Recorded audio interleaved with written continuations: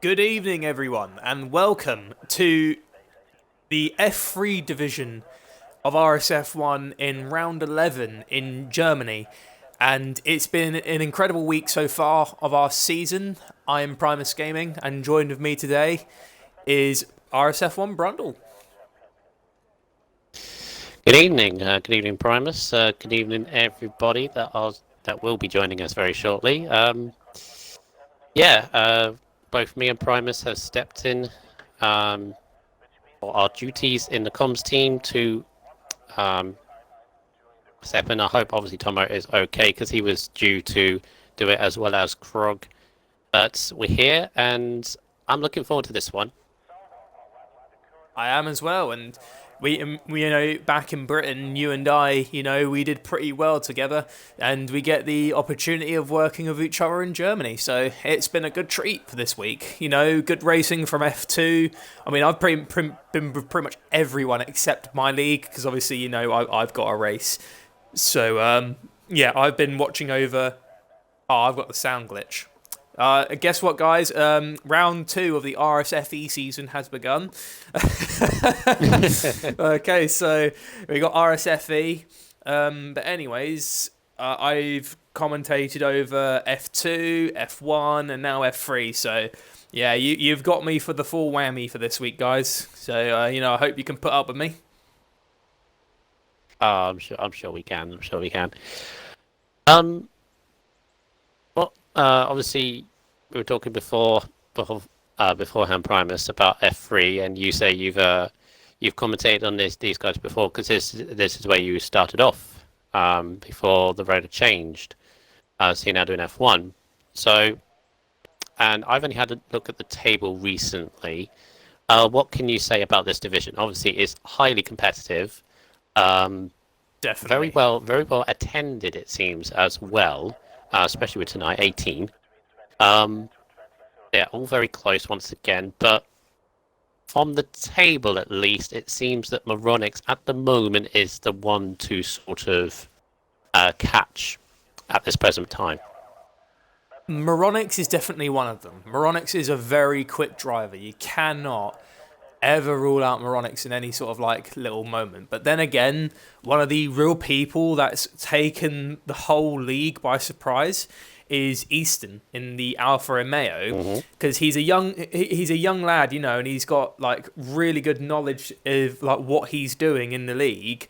He's actually won a race. He had bad luck in Britain after the safety car, and he ended up hitting the broken, stricken car of Jay Slee. So, Easton had bad luck there because it costed him the win in Britain. And so, like, I can see he's coming back again. He's bouncing back. But yeah, Moronics and Easton are definitely two people that is a very big like watch for. Bodder and DPS Racing are actually pretty consistent drivers, because back in the socials, pre-season, it was like close between Bodder and Moronics, and then the update came, the season began, and then Moronics started to slowly pull away, and Bodder's trying to do his best. And Easton comes across with a 1:11.7, so that's a really good time there by Easton. He's got to be very careful there because he went very wide going off turn one. The last thing you want to do is, to go off the track and crash into a wall after putting in a superb lap. But, he managed to keep it going. But yeah, this sorry, league. Primus.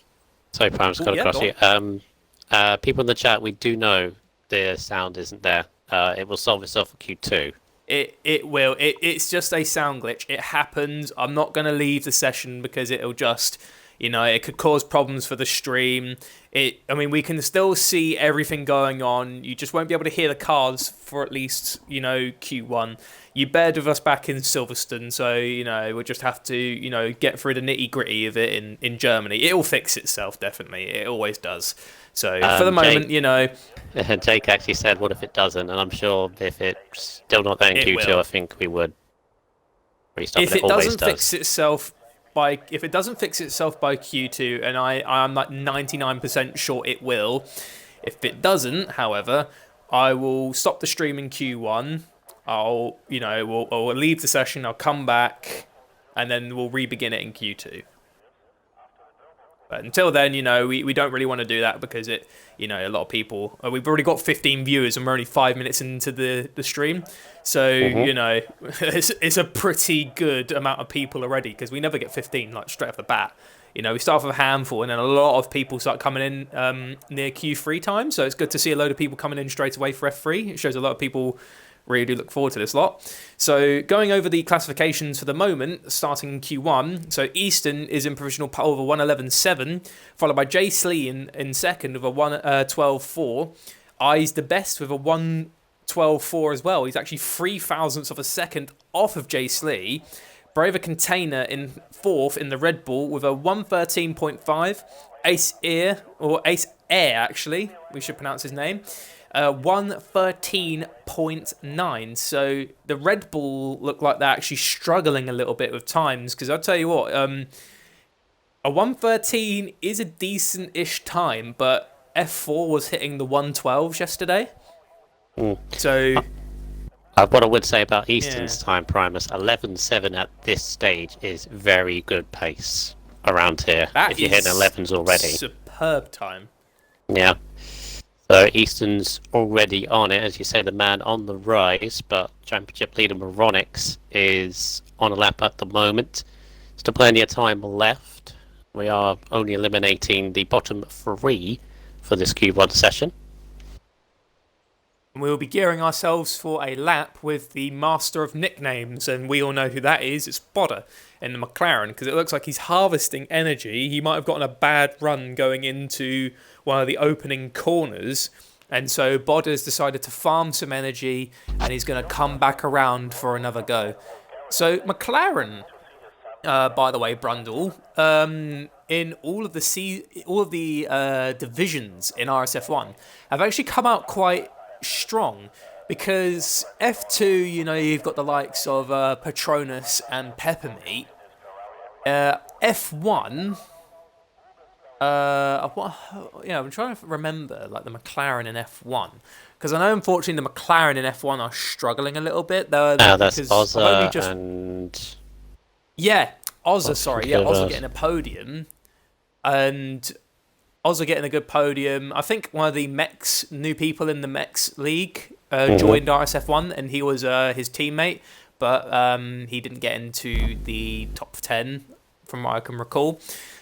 Then you've got Spiral Acerfacer and Wadders in McLaren, and actually that solidified a massive rivalry between Red Bull and McLaren, because me and Spiral are rivals. If you guys want to see the massive battle that happened between me and Spiral Acerfacer in F4, please go on to the Twitch. You can rewatch it. And also Alco Saints and Wadders, because they actually have a bit of a history in another league. They're actually known as the Malibu Twins. So yes, they are they were a good team, but now they're rivals. So, you got me versus Spiral, and Bodder comes across with a 112.9 to cut through myself. So Wadders' his rival is his ex-teammate Alco Saints, and obviously my biggest rival at the moment, I would like to say it's the Alfa Romeo, but I've been fighting with Spiral Acerfacer a lot more than I have done with the Alfa Romeo.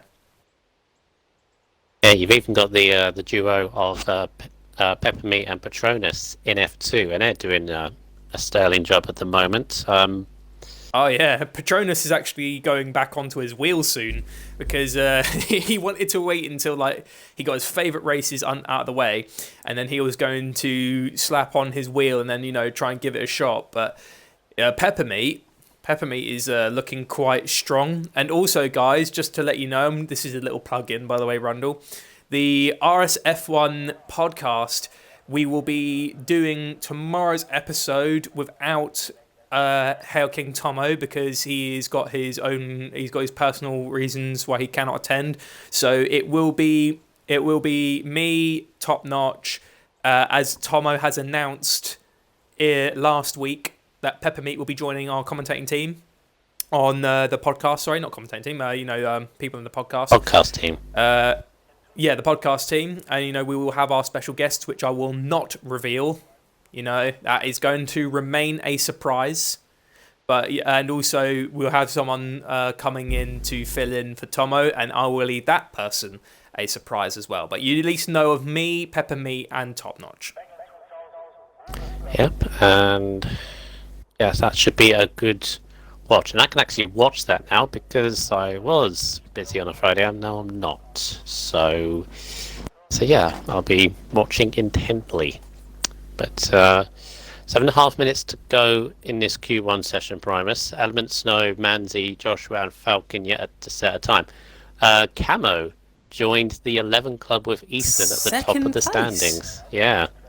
Like Very Camo, nice time. actually, he took us by storm back in Austria, coming in third.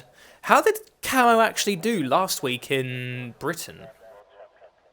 Yes, I was just going to get to that. Camo, he finished in 5th place in the Renault in Silverstone. That's not a bad result. Behind the top 3 of Moronix, who won, I believe, his 3rd or 4th race already this season. Dazed Rhombus in the Mercedes, who's a new driver with us. He's also up there tonight, which is good to see. I was going to say... Yeah? Because Element Snow is definitely a quick driver in the Mercedes. He actually is probably really good with his race pace because he does have moments where he really struggles in qualifying. But when he goes into a race, he then makes up the positions. He does actually bounce back. That's one thing me and Element have a little thing in common because I actually struggle a lot when it comes to qualifying pace. And Element has his moments where he actually excels in qualifying in certain tracks, but when it comes to, being knocked down really early, he does make it known that he will not stay down and that he will push back. But Rhombus in the Mercedes, we could potentially see Haas with a new rivalry today because Rhombus is looking pretty quick. Yeah, well, good. Crossing the line now. Yeah. Element Snow pushes himself up to 6th. 12-2 as well. 12-2. Not bad. Joshua, the Mercedes. Joshua, the last person to set time, is also coming across, but he's done a slow lap, so he's got some time. The Alpha. The 3rd place on the podium last week, Primus, was Eyes the Best in the Racing Point, and he's another one that's I think recently joined, but not as recent as Rhombus. Obviously, I know Eyes the Best very fondly. I've known him since 2013 game, way back then. So it's a good familiar name to see once again. Very very wise racer, very good racer as well. Here's a good story for you, right? This is again nostalgic. But in 2013, on the 2013 game, I think it was it's like the last season before we moved on to 2014. As you do, you get like 2 seasons on the game. Hybrids. Yeah, you get like 2 seasons on the game, then you move on to the next one. So we're on the last season before 2014. We were in another league, which had 6 tiers in the Classics League with it, and unfortunately, it's not running at the moment. It faded away as some things do. But in that season, I was commentating my very first commentating season for Tier 6. And it had Eyes the Best and King Tomo, as you know as S6 Tomo. The same one in Tier 4, in RSF1 at the moment. They were going into the last race. Eyes the Best was gunning for the championship. But it was a crazy race in Brazil, the final race of the season, and it chucked it down. The first time... Sorry to cut in there. Top Notch lost it going over the first corner, and he has lost both the end plates on his wing, but he lost the back of the car, and he just smashed into the pit wall. So that is not very good for Top Notch, but luckily he's got a good qualifying time. All he needs to do is at least try and bring the car home, but that was almost disaster for Top Notch and the Haas. Yeah, very lucky. Please continue. Sorry about that. That's all right. Sorry. So Eyes the Best was gunning for the championship. But it was a crazy, crazy race because it was the first 100% that the guys had done. And it was the first wet race as well. So basically, of the 16 that started, 4 finished. And I's the best, though, being the guy that he is, knew he was going to win the title. So he was currently running in the third place. He noticed Tomo, who hadn't had a podium all season long. I's the best slowed down on the last corner to allow Tomo the podium. And that's just the guy he is. Just, there should be more. He knew he was going to take away a title, Yeah. So he let Tomo get third place, and so Eyes, became champion, and gave like that sportsmanship. It's just like, I'm not going to be horrible. You're pushing with everything you got. It's last race, take it. Yeah, and obviously Tomo got his very first podium of the season, then his only one in the last race. Easton is feeling pretty confident in provisional pole there with that 1:11.7. That's a pretty quick time. Moronix is actually struggling for like all-out grip. He's actually only really done a 1:12.1, which is still slower than Dazed Rhombus. So we could be seeing not a very good race today for Moronix. Yeah, it's early stages though, so he might be holding something back. Q1. Unless you're in real danger of pace, you may be holding something back, so it might be into 11s, but we need to turn our attention to those that are currently eliminated, and that's Braver Container and Ace Air, both Red Bulls, as well as Dufferlump. Now, Dufferlump, he's on his wheel, and he's very fresh on his wheel. He's only had it for 3 days, so he's admitted that he's not going to do well on them. So, I mean, I'm wishing him the best, but it's like a learning curve for him as well as trying to do his best. Eyes has retired in sixth. Yeah, that was a bit of a wide exit there for Dufferlump in Toro Rosso, but he's still going for it. So yeah, as Brundle has said, the elimination in Q1 as it stands until they improve their lap times. But Braver Container is in the pits, so he is eliminated. He cannot go out and set another time. So Braver Container is out in Q1, but the two cars that can push themselves out of this little spot is Ace Air and Dufferlump. And also, Bodder and Porter are actually in the elimination zone. Currently, Bodder is the driver at risk. Yeah, Dufferlump. Just keep an eye on them. Dufferlump, I can see. I've been watching him for a bit. Seems to be uncomfortable. He's 6 tenths down in the middle sector, so I don't think he is going to be pressuring. Ace Air's pitted. Yeah. So in fact, it looks like Bodder's fine. He's out. Literally, it is a push to the finish line. Can Dufferlump do it? Oh, he just misses out. Dufferlump cannot do another lap. And he doesn't go up into the extra some new spaces, so Dufferlump, pushing of everything he could to try and get to the line, is out in Q1, which means Bodder just bites the bullet and managed to get through into Q2. So, unfortunately, guys, it's not a action-packed qualifying because no sound. Some of the great films have sound, and it would have been a little bit more exciting if we could hear those V6s. But as a frustrated Sebastian Vettel once said, bring back the V12s. Yeah, because then they're more noisy as well. But yeah, good stuff. McLaren's Bodder and DPS racing down there as well as Joshua and Fordy, but still very early days in that. Everybody went through on the soft tyre primus, which I think is the thing to do if it's completely dry. Although the clouds are gathering a little bit. There's no... Have we got a weather report for the race, actually? No, if any been told F3 yet. drivers can provide a weather report, that would be the engineers. Really helpful, please. Yeah, the engineers, actually, yeah. If the engineers could try and provide the weather report, that would be awesome, lads. We got 17 viewers right now, so pretty good. You guys are seeing the second installment of RSFE. There's the sound. Yeah, we got the sound back. Oh, I've got sound. So going over the classification, yeah, I've got it as well. You go over the drivers eliminated, and I'll go over the top 3.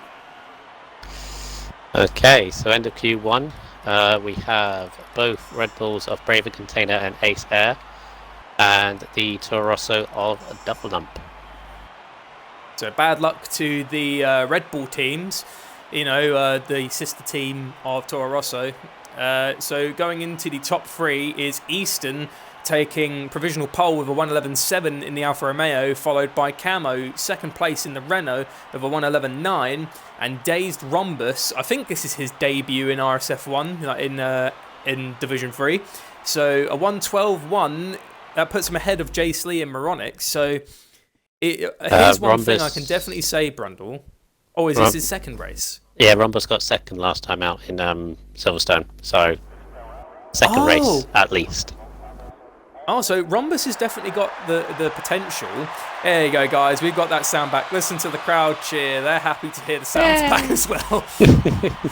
So, that's good. Yeah, Rhombus is definitely a driver who is one to watch out for. So I'm going to say this now, and I think you can agree with me, Brundle. When it comes to strategy, I actually think the hard compound tyre is probably the best for Germany. Well, I won on very luckily won with a safety car, etc., etc. But I actually did a good thing on the 2-stop. But obviously, judging by what the majority went with last night, including yourself, yes, I would agree. Hard tyres could be the way to go. Problem is what I said with when I commentated on your strategy, Primus, actually, is the only thing with the hard tyres, they do take a while to sort of warm up, to sort of wake up. So yeah.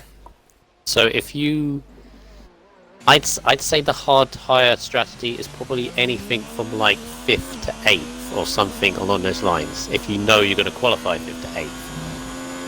If you're like 9th or 10th, it's very risky because obviously 9th, 10th is all. Yeah. Because we had wet weather conditions for F4 in the qualifying, so we all had the freedom of choice. Because I could have easily just picked the mediums, but in brutal honesty, I didn't feel as much grip as I wanted to in the mediums than I did in the hards. I actually felt so much amazing grip in the hard compound tyre. But luckily, because of the action-packed start, it helped sort of get them all get good for the race. Because at that point, I was fighting Spiral Acer for a good lot. But I did find a load of grip in the mediums, but that grip doesn't last. And the hards, however, they were just the best. So I think if you're going onto the hard compound tyre and you manage to warm them up, even at 60% wear, because when I pitted, they were like the mid-60s, they actually felt just as good as they were on like 20% wear. You just can't notice. Even the games like, oh, you're going to lose. Oh, Jace Lee. Oh, Lee's gone. Jace Lee is he's gone. Has he got terminal damage? Turn 1. Ah, so Jace Lee is out of Q2. We've already lost someone. So it's turn 1's a killer. Not gonna be, turn 1 is a killer. So I mean, we've got Element Snow on the soft compound tyre. We've got a few people actually staying on the soft because I's the best. The game defaultly puts you back onto the soft tyre when you leave the session. So hopefully I's can get back in. Joshua and Porter actually, Porter is actually going for it on the soft compound tyre. It's actually on his flying lap. But we'll stay on board of Easton for a moment on the hard compound tyre. It goes across the last corner, and he sets a 1:14.9. Rakyak. Whose friend is that? Because I'm pretty sure Rakyak is not an F3 driver. Do not recognise that name at all, so I'm pretty sure he will leave soon.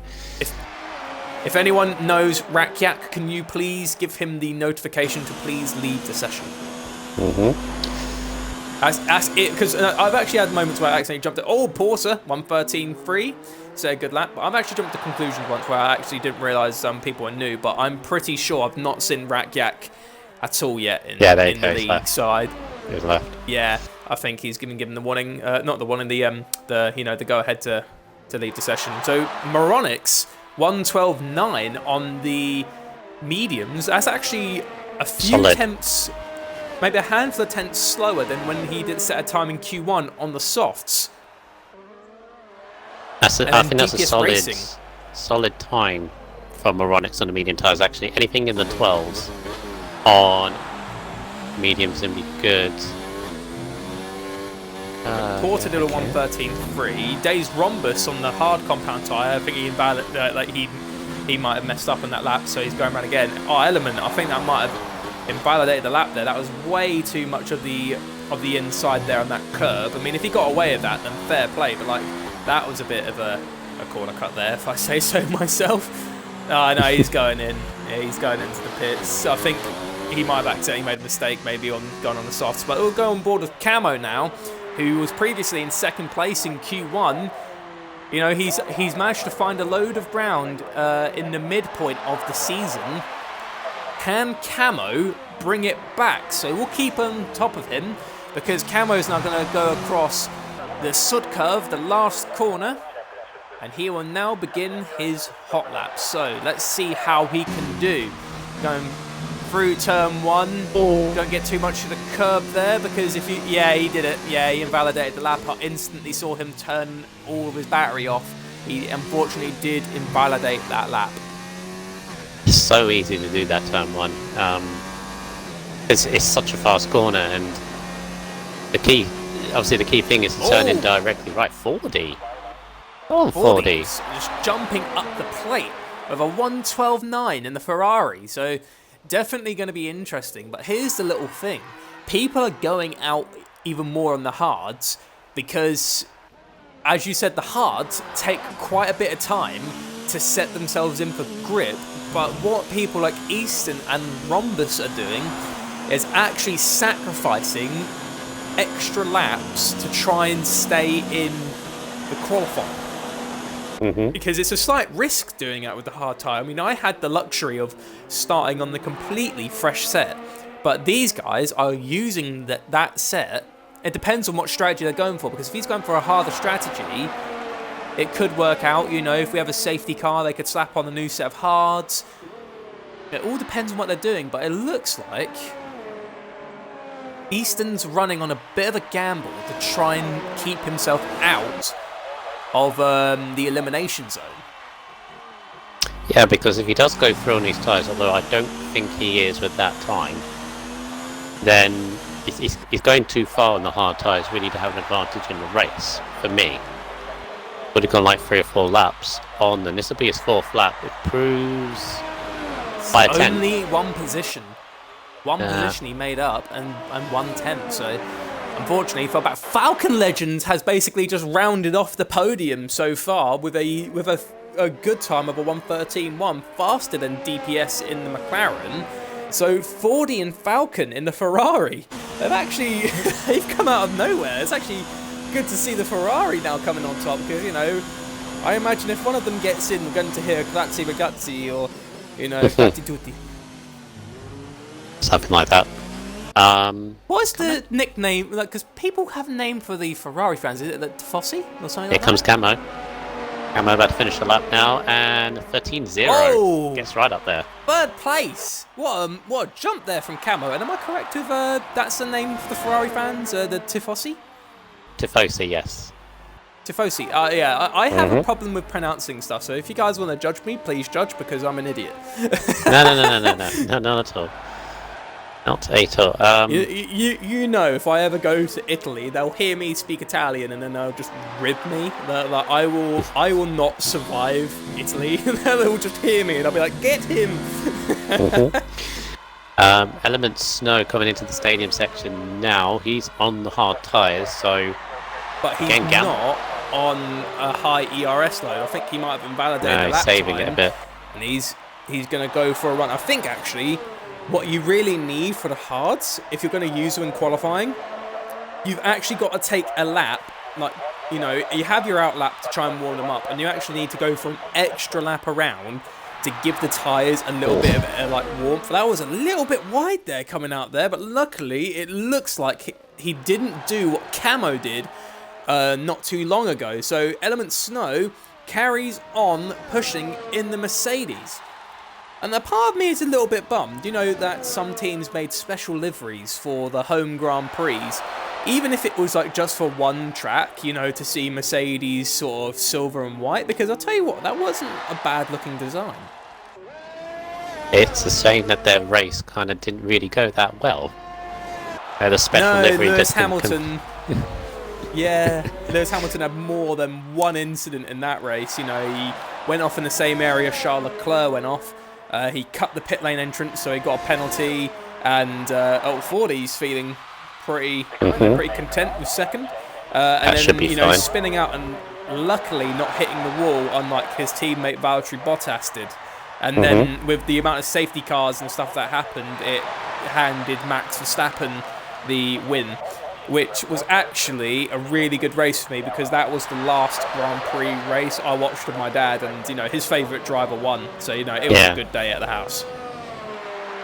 Element Snow comes across the line, sets a 13.6 on hard tyres. I don't think that's it. Oh, rain! Primus is rain. Rain? Yeah. You're joking? I'm seeing it as well. I don't think. However, the rain is going to affect this session, but I think we're going to be seeing rain in Q3. Well, actually, what it potentially does is, because we've still got 4.5 minutes to go this session, Primus, those that have yet to set a time or are at risk are now in big danger of being eliminated. That includes Easton, that includes Ice the Best, as well as Joshua. Easton's actually been pushed down because it looks like Almansi has improved on his lap time. Q2 is now starting to pick up, everyone, because Easton is still on those hard tyres. Bodder is now in his outlap. Does he have enough time to get around the track and set a time? Because Bodder is currently the one of the drivers that could potentially be knocked out of Q2, followed by Eyes the Best, Joshua, and Top Notch.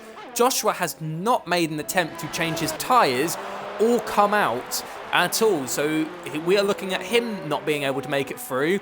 Jace Lee obviously retiring at the beginning of the session, so it's starting to come through. So I think once the DRS is disabled, I think we could say that is pretty much the end of the session, because there's no way an intermediate tyre can do any faster than a slick.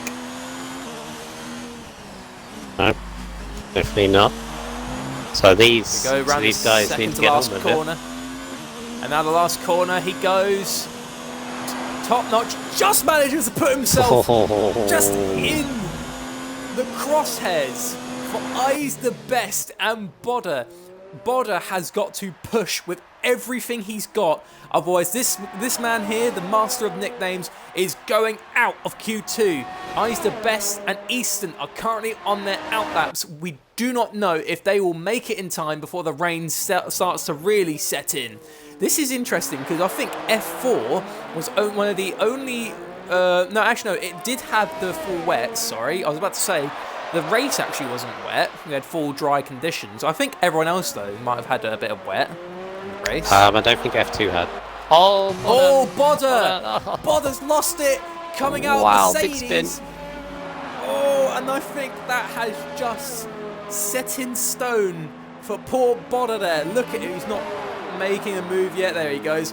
You know, when you have one of those moments, you just have to, like, you know, try and collect yourself. And I think Bodder there, once he span out, it was set in stone there that poor Bodder might be staying where he is, because I think now, from what we've just seen, the rain is making itself known. We'll keep an eye on Arm-Pound Tyre. I think, and you know what?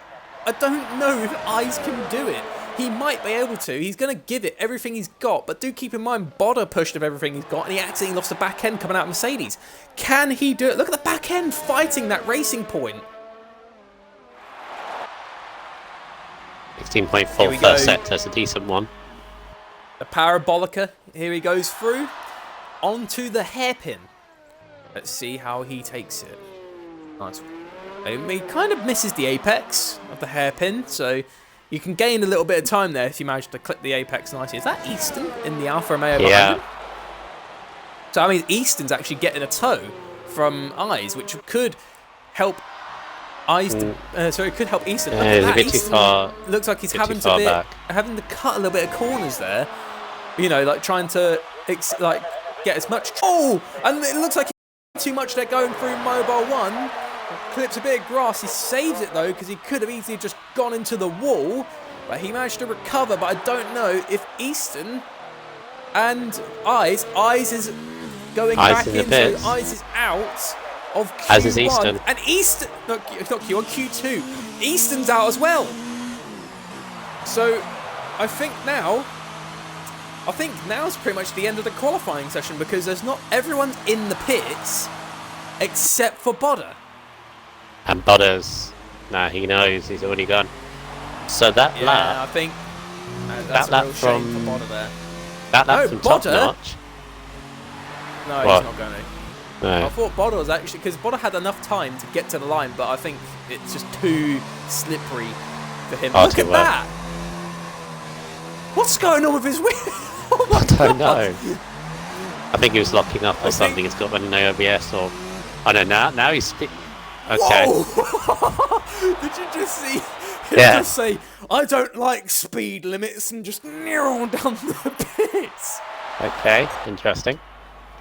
Oh my God! So I'll go over the drivers knocked out, and Brundle will go over the top three. So our drivers knocked out in Q2 are Easton, Bodder, Eyes the Best, and Jay Slee. Bodder with that bad luck of that spin, Easton and Eyes just leaving it way too late, and Jay Slee of that retirement in the beginning.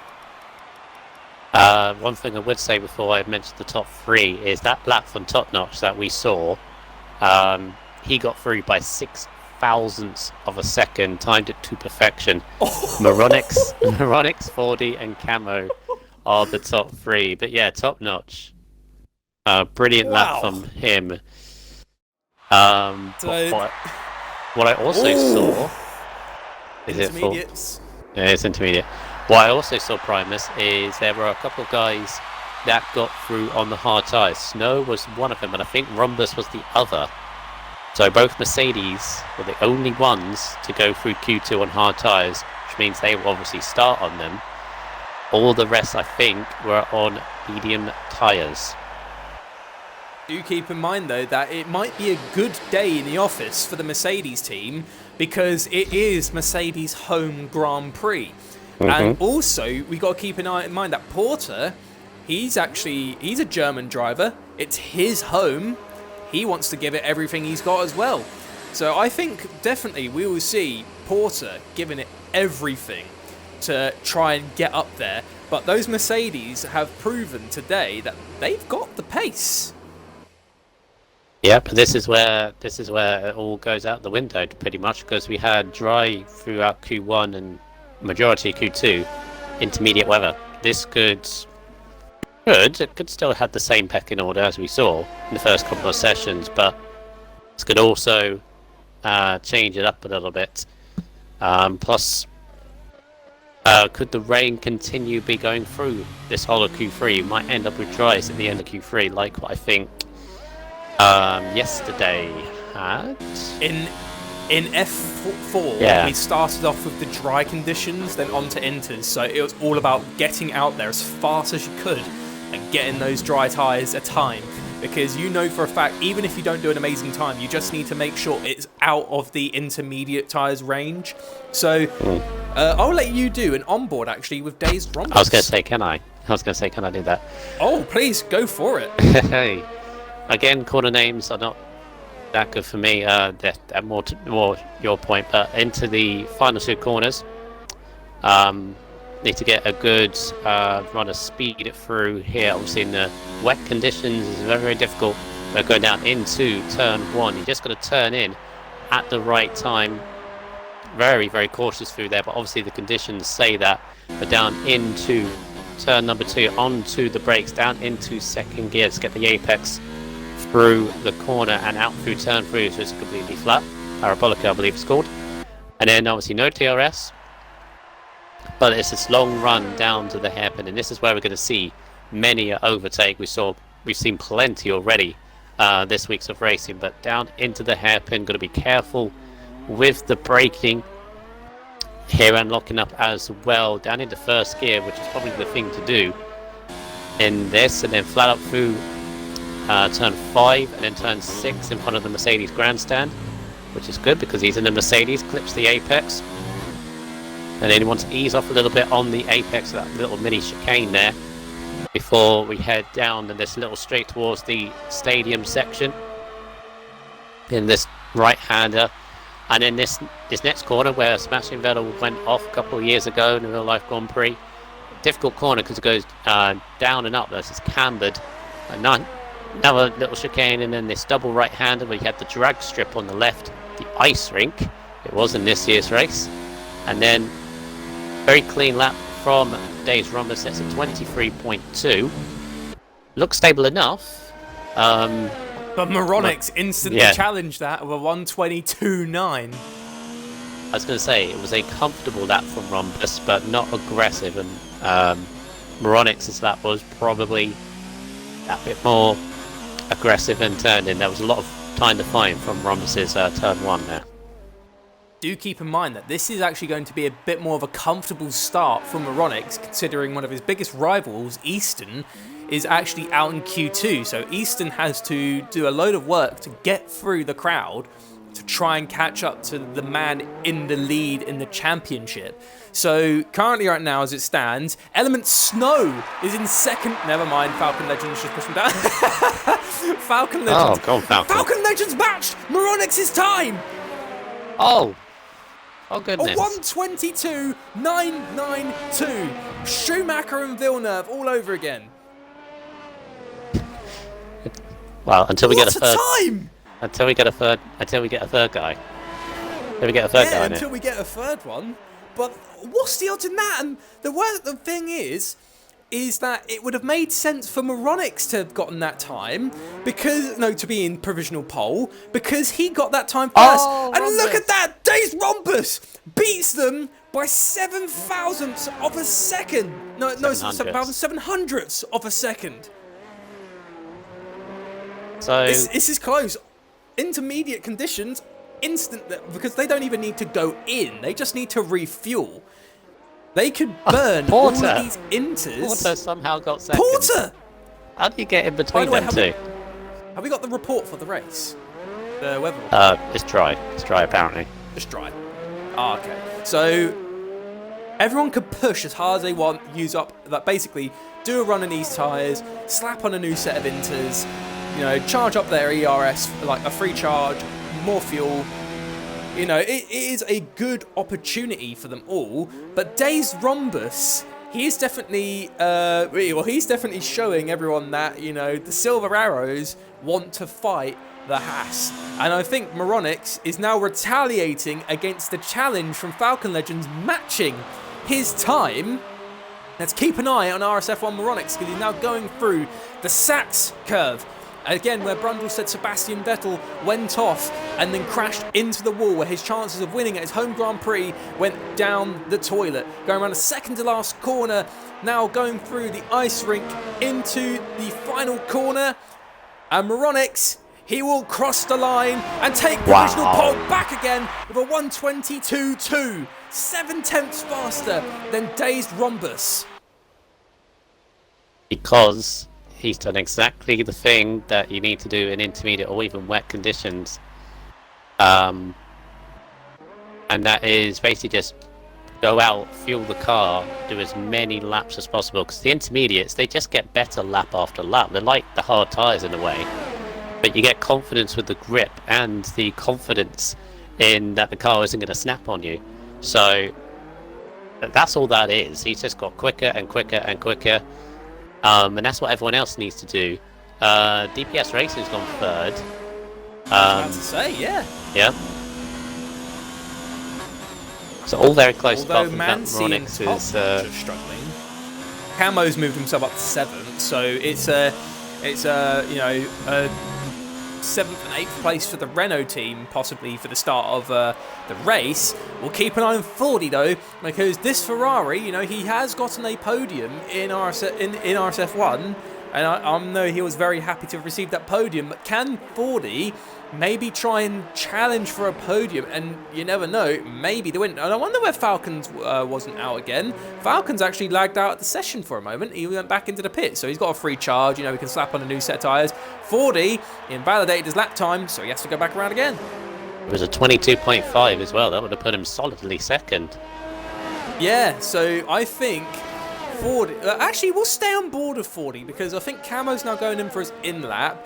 Rhombus is on his out-lap, and it's the same with Porter. They won't be around yet. Oh, Fordy's fuel light has come on. I think Fordy's actually got to go in. I think he might have accidentally made a bit of an oopsie and forgot to turn his mixes down. So he might have accidentally burned out his fuel. So he has to get back in quick because the 3-minute mark is sort of where you have to think about maybe coming back out. Bodder has left the session. Bodder's left and he was the host. Yeah. That can't be good. But we'll keep going for the moment. We're still going through qualifying. Dazed Rhombus is on his outlap.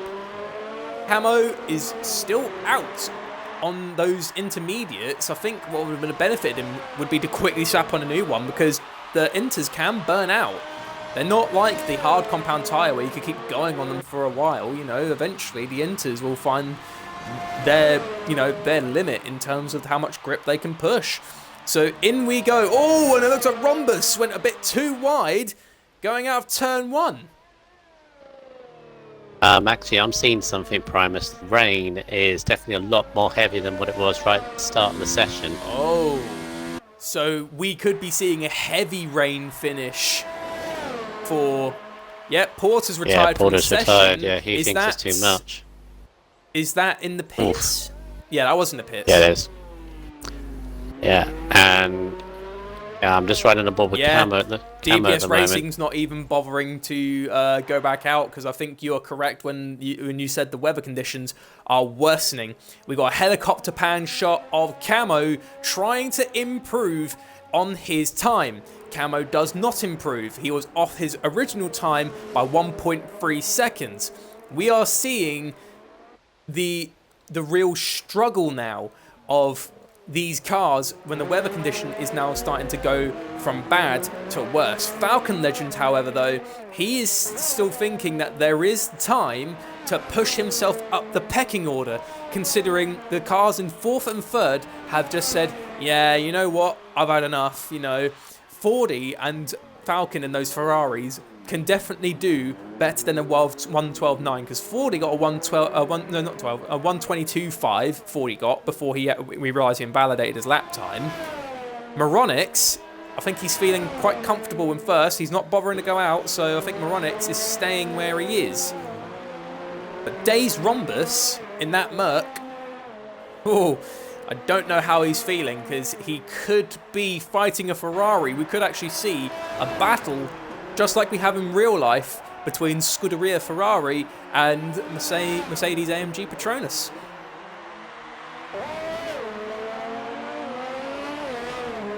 Are you still there, Brundle? Yeah, still there. Just watching, just trying to contemplate. I'm actually trying to just think at the moment because the rain definitely looks a lot heavier. It looks more like heavy rain, to be honest. It's whether the track is completely flooded, and I'm bored with snow. He was 6 thousandths down in this first sector. Middle sector is where it's going to be the telling point. If he doesn't improve, then he's 2 tenths up actually. Hold the phone. Also, Snow could push himself higher. We've only got 10 seconds left off Q3, so here is when it really counts, because I can pretty much say it's safe to say Q3 is now over. So now Element Snow, he loses it around the second to last corner. All that time he'd made up, could it be enough to push him up? No, it's not. Element Snow stays where he is. Who is next to cross the line? I'm not too sure. Was top notch, but he doesn't improve on 8th place. Oh, and we lost the Renault of Camo. Camo spun out. So here we go. Yeah. Going around the second to last corner is Camo's teammate, Old Mancy, who's actually now going into the pits. Fordy just needs to set a faster time than a 1:23 to put him by his teammate. Can Fordy do it in the Ferrari? It looks like he's doing quite all right still. Because remember, there is a transition point. Falcon's on a good lap, sorry. I was just about to say, can't rule him out as well. Old Mancy has decided, I'm going to stay in 9th. Camo is pretty much staying 7th, so it's all about the Ferrari. As Fordy, he goes around the last corner, and Fordy stays 10th. He doesn't improve. Falcon Legend is the last car. No, he's not actually. Falcon Legend stays 5th. I thought he could still make it. No, he's. Oh, that was a bit of a shame. I was ready to give Falcon, I was ready to give Falcon the full-on commentating, but I actually thought he could still go on and finish his lap. I'm a little bit bummed. I was ready. I was ready for that. Well, going over our top 10. What the issue? 40. Yeah. Invalidated. Never set a time. He didn't set. Invalid his last time. What the issue was is that people were still finding time in the first and middle sector. But it was the last sector that was the issue, that was the problem. That was where the rain was the most. But there's your top 10. Moronics in the end by quite some way, but he just took the strategy to, as you should, but Rhombus Racing, Porter and Legends all on a 22.9. It's ridiculous. So here's where it's going to get very, very interesting, because I've not actually seen Dazed Rhombus at work, and from what I've heard, he is definitely a driver to keep an eye out. Here we go. It looks like we got a little bit of cloud. So he can't rule rain out, maybe. I mean, it is a dry session from what's been reported in the weather report, but, sometimes you just look at the clouds, you think they're all right, and then next thing you know it, all the rain's coming down. So we are now going to sit in the transition phase. So now all the drivers are getting ready to work on their strategies. So, I do think, because people managed to get times out on their tyres, a lot of medium start. A lot of medium tyres on the start. Unlike yesterday, because obviously in my Q2 session, it was full wets to inters. So I managed to get into Q3, and once the race began, once it was in the transition phase, I had complete choice. I was in P8 for the start, and I could pick whatever tyre I wanted. I was probably in one of the best possible situations ever for a Grand Prix start, and I even made it into Q3. So it was definitely a nice, comfortable start, but unfortunately these lads, the rain came just a little too late. Well, if the rain came earlier, they might have had that freedom of choice as well, but they just didn't get it today. Yes. What is very interesting about the tyre strategies and where they finished in Q3, because remember, both Mercedes went through Q2 on hard tyres. They ended up 2nd and 6th. And it's very, very interesting. So have a good position, because it's all about turn 1. You do agree with me? Turn 1 is a bit of a pain to get through, especially when you're beginning the race. And I'd say maybe if you can at least try and get a good, decent position, because when I did my race, I actually had to chuck it across the first corner. I almost cut the corner going into turn 1 because everyone was all on my left. I was going through, and I managed to get ahead. But Germany is definitely one of those tracks where it is probably one of the most difficult starting tracks, as well as Monaco. Yeah, because it's such a short run down to turn 1. So the key thing for both Mercedes, Rhombus in 2nd, Element in 6th, is try and keep with the leaders. Keep yourself clean on the first couple of laps. Turn 1 obviously critical, turn 2 as well, and even down to the hairpin. Keep yourself clean, no wing damage. They could be in a very good position as long as they keep with the leaders. Another one to watch as well, Porter in his home race again. He started on soft tyres in 4th place. Very good starting position for him. He's got to make moves early. He's got to be leading the race ideally. I'll let you do the formation lap, by the way. I'll give you the honour. Okay. And then you do first lap or something, and then I keep a look at the back. Yes, indeed. As you had the camera. Yes, indeed. I'll do what the camera guy has been doing for all beginning of the season. When we're trying to commentate on the race, and he just looks into the hills. There's something out of the track that apparently takes more priority over our drivers. So there we go. I'll hand over to Brundle for the formation. All right, we'll start from 18th place on the grid, and that is Joshua in the Alfa Romeo, starting on medium tyres. Then we have Dufferlump, obviously on his wheel, very fresh on the wheel. He's on hard tyres, starting 17th. Ace Air in the Red Bull is starting 16th, with his teammate Brave Container on 15th, also on they're both on the medium tyres. Gasly is 14th on the hard tyres, sorry, and he's got a big race behind him. He is a critical race for him actually, because he's the closest to Moronix. He's 60 points behind, but he's second place in the championship race. Big start for him, so he needs to have a good clean one. Ice the best and started 13th as well. Remember, he was third in last week's race, so he's got a lot of work to do. Bodder in 12th in the McLaren. He's the next on the hard tyres. Then we've got Easton. He's started from 11th on fresh tyres. The first on fresh tyres, so should be good for him. 40 will start 10th in the Ferrari with Old Manzi in 9th. Top Notch in the Haas in 8th with Camo in 7th. They're all mediums. Then we go right split of strategy here. Element Snow on the hard tyres in Mercedes. Falcon Legends 5th on mediums. Porter on soft tyres in his home race, starting 4th in the Toro Rosso. Then the top 3, DPS Racing on mediums in the McLaren. Days Rhombus 2nd on the hard tyres, and then our pole sitter, Moronix, championship leader going into this race. Starting on medium tyres. I think Manti wasn't ready. Either that Manti or he was still on the grid. got disqualified. He might have gotten disqualified, but his car is sort of struggling to stay in physical transition. Anyway, so we'll go same routine. I'll keep an eye on the front. You keep an eye on the back. And here we go, everyone. So the German Grand Prix. 1, 2, 3, 4, 5 red lights. And it's lights out and away we go for F3 at Germany. Moronix gets a good start, but Days Rhombus is looking down the inside in the Mercedes. He runs a bit wide through turn 1, which allows DPS Racing to put the pressure on the Mercedes going into turn 2. Porter makes his way up. Element Snow has actually gotten past Porter, so it's a good start for the Mercedes team. It looks like Days Rhombus has actually been overtaken by DPS Racing. Also seen a load of cars fall down. Camo's gone down to 18th. Yeah. Camo had a spin at turn 1. Got a nudge from someone, but oh my god, that midfield. 3 4 wide.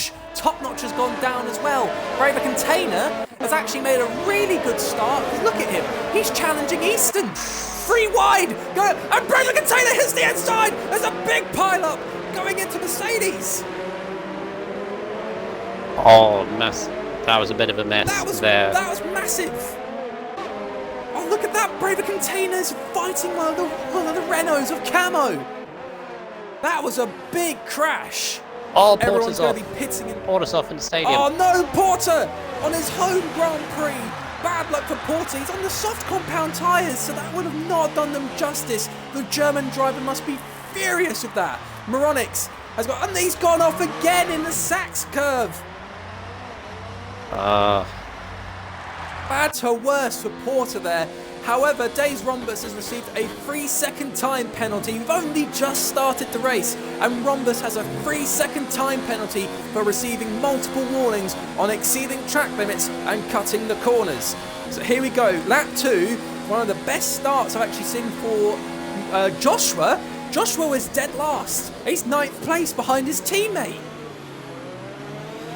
Yeah, great stuff from Joshua. A little bit of... And Ice. Yeah, Ice has had a great start as well, up to 6th. Yeah, a few spins. Camo spun at turn 1.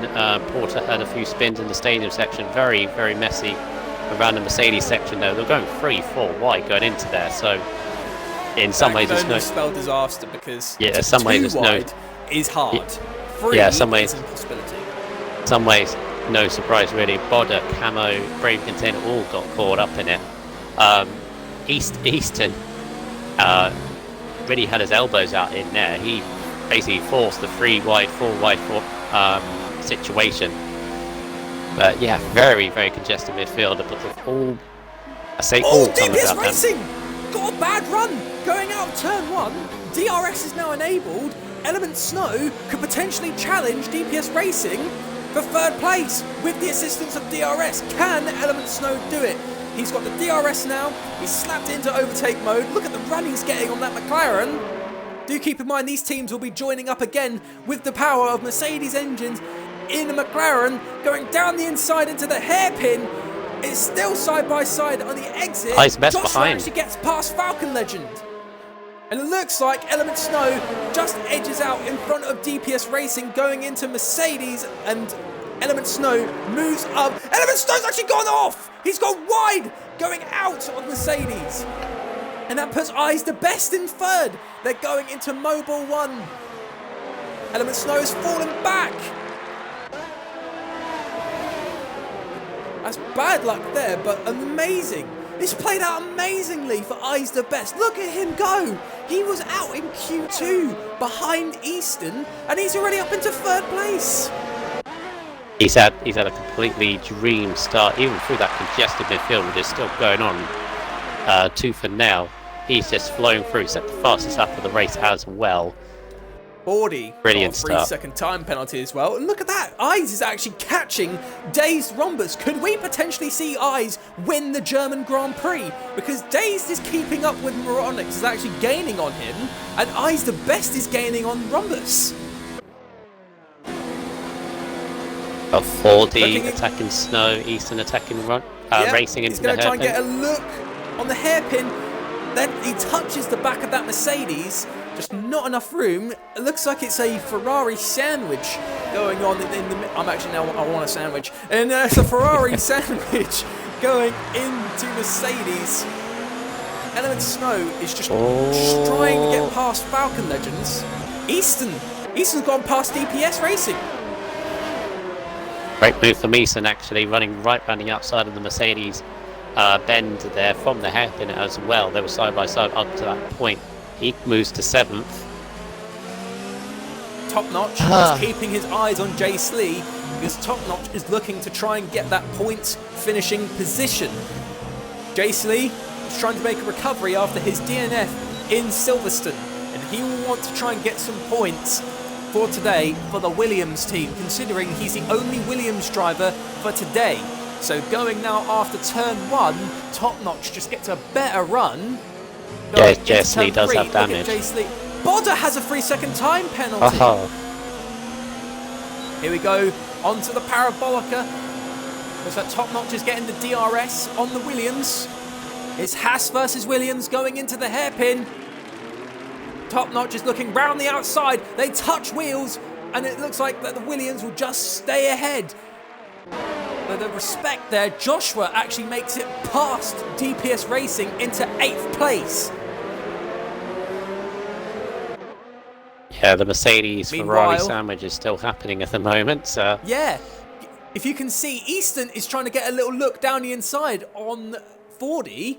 He just couldn't do it into Mobile 1, into the Sachs curve. It's a big bunch up, actually. The battle for 4th is consisting of more than 4 cars. So it's Falcon, Element, 40, Easton and Joshua, DPS Racing, and I think Jace Lee is just a little bit too far back to challenge, but look how close the battle is for 4th place. Going into turn 1, that Alfa Romeo getting a little peek on 40. Going into turn 3, however, will he try and make the move? No, he won't. I think he knows there's no room on the line to try and make it happen. So Easton is going to wait onto the Parabolica. Old Mancy has a 3-second time penalty. Porter's gone down the back of the grid. Bad luck there for Porter. Down the inside, Easton's going to try and go on 40. No, he backs off. He just doesn't think it's worth it just for the moment. Gets good exit, Meanwhile, Top Notch and Falcon Legends... No, Falcon Legends and... no, he's not in that, sorry. Jace Lee and Top Notch. But it looks like there was contact because Jace Lee's got wing damage. He already had that wing damage on the first lap, I think. Did he? I saw a little bit drop off in the hairpin. I didn't know who it was, but I think it was Lee because he's had it since I saw him at the end of lap 1. As Easton having a bold move. Oh, he took him on the Sachs curve. Hey, he was trying to take him on the Sachs curve. Element is really struggling with these hard tyres. He's been attacked from all angles. He just can't get into a rhythm. Unlike his teammate, who is trying to keep on with Moronic. He's actually doing a good job up front. But that's the problem with Snow. He made a good run there in turn 1. Joshua's out the session. Joshua had one of his best race starts in F3. That was a tremendous battle from last place to 8th, but unfortunately it just wasn't meant to be, as Joshua is the first car out of the German Grand Prix. I think that might have been... I thought it was in the pit lane. Was that in the pit lane? Maybe. Top Notch gets past Jay Slee on the hairpin. Although Jay Slee got a better run out, he's looking down the inside. Joshua's retirement, that was a manual retirement in the pit lane. He retired on his own? Yeah. Oh, and touch in the Mercedes there between Dufferlump. No, not Dufferlump. Jay Slee and Top Notch. I'm seeing Dufferlump, sorry, gaining on him. That's why I said his name by accident. But he retired under his own power. Yeah, that's a weird one. Josh had something come up maybe, and he just couldn't carry on the race. Whatever he does, we respect his decision. Let's carry on moving forwards. That's a shame if that is the case. He had a phenomenal start. Yeah, he definitely did amazing, I have to say. Braver Container actually has fallen down a couple of... Oh, Braver Container has fallen off at Sachs Curve. It's not good for the Red Bull. It's burning out those mediums. Slee's in the pit. Easton's having a go at Snow for 5th place.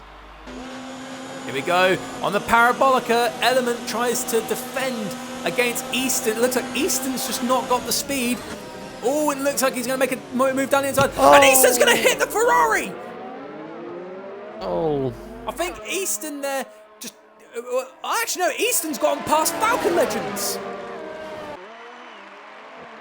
But Easton went to make the move on Element Snow. He touched Falcon. It forced Falcon to go off the side a little bit, but in the end, Easton makes those positions.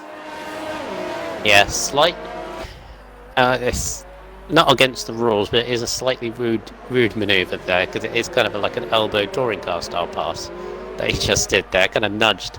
I don't think he meant to nudge Falcon Legends wide. I think he was just trying to pass Snow and couldn't get the brake stop in time, but he's got the move. He's into 4th place now. Very bad run there through the hairpin, though. He got nudged. Right down. Got nudged out of it. Yeah, so it's a bit of a surprise there for Falcon Legends. Ace Air has gotten a 3-second time penalty. Oh, DPS Racing. DPS Racing's gone off at the beginning. He's got wing damage. This is bad. The McLaren almost looked like he was going for a podium, but he's now being passed by Ace Air and his teammate. Bad to worse there for the teams there. Braver Container is slapping on the hards. I think Braver is probably going to go for a gamble on maybe going to the end on these tyres.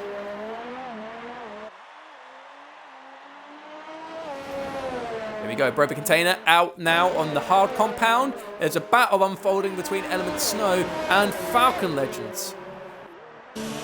Well, this is where the hard tyres do start coming into our own. I'm keeping an eye on the front. Rhombus is doing a fantastic job keeping Moronix within arm's length here. Moronix cannot shake him at all, even though Moronix is on technically the faster tyre here.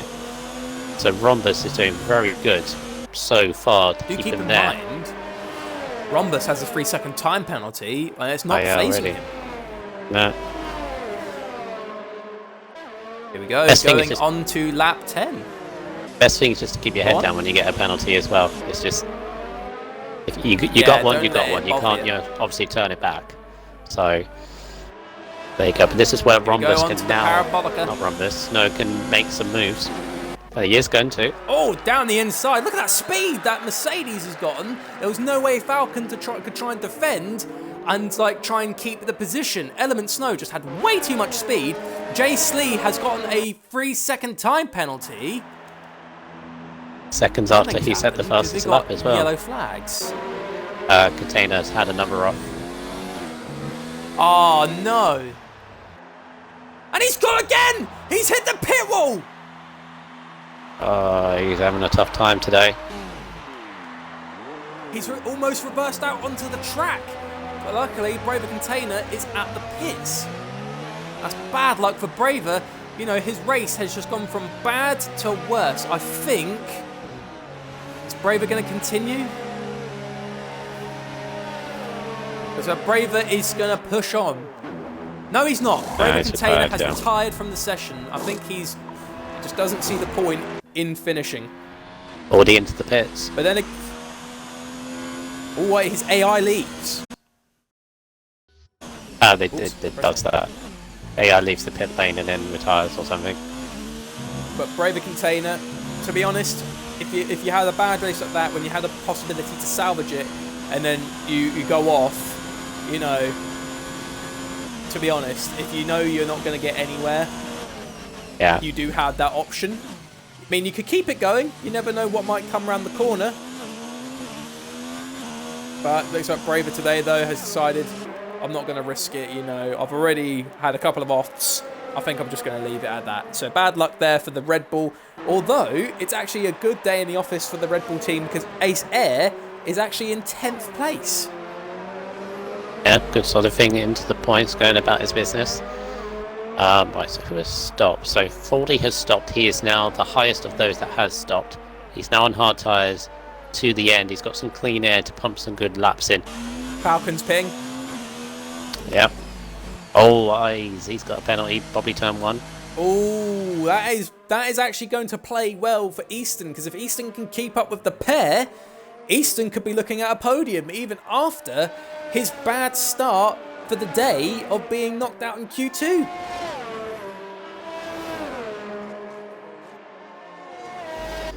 Rhombus now has cut the gap down at the front from 1.8 to 1.3 seconds. As I said, this is where the hard tyres now... in his size. Yeah, hard tyres now, this is where they come to life, and the mediums are starting to wear a little bit. They go on about lap 14, 15, so probably you can take them when they start going around about lap 10 or 11, depending on your tyre wear. But it's making inroads, and as I said, he's kept Moronics in arm's length. He may have a penalty, and Moronics does not at this point, which is a disadvantage, but obviously you know Primus from your strategy last night, he's going to be quicker towards the end of the race, and that's when he can really attack Moronics. Oh, indeed, definitely. And so Easton has made the move on Eyes, because Eyes is now pitting onto the hard compound tyre, which pushes Element Snow up as well. So if Rhombus can keep pushing at the back of Moronics, he won't just get ahead of Easton and Moronics. Rhombus could potentially take the win if he can try and open that gap. Because if Rhombus pits onto the mediums too soon, it will cost him the win. Because you need to make sure you can drag out those hards as long as you can. I pitted around the lap 19 mark. So I'd say that is the safety zone for the hards, but do keep in mind as well, though, these guys have already done a couple of laps on them in the qualifying. Now, the slight problem for Eyes the Best, now he was hoping for some clean air to maybe capture top 2. But the problem is he's come out behind Duffalump, who is yet to pit on the hard tyres. So Eyes the Best needs to clear this Toro Rosso as quickly as possible. Top Notch as well. Top Notch is into 5th on the mediums. So right now the medium runners that have not pitted is Ace Air, Camo, Old Mancy, Top Notch, Easton, and Moronics.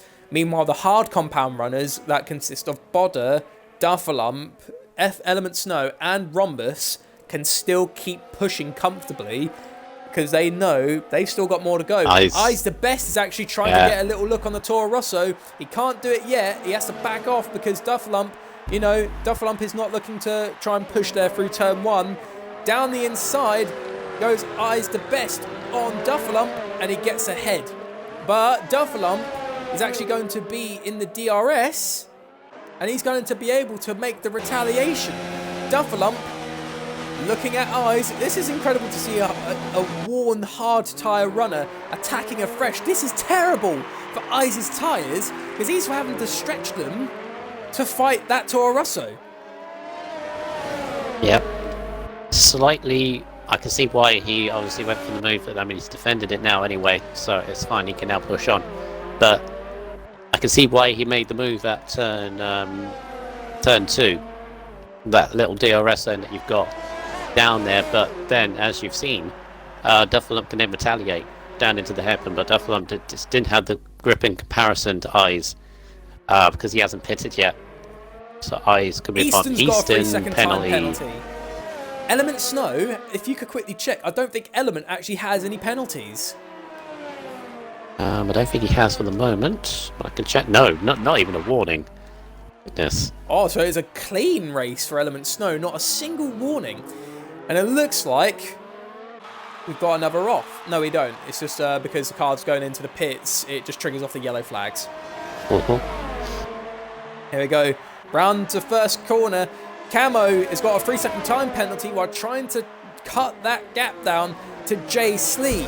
40 is actually gaining on Bodder. He's got the DRS going down the Parabolica.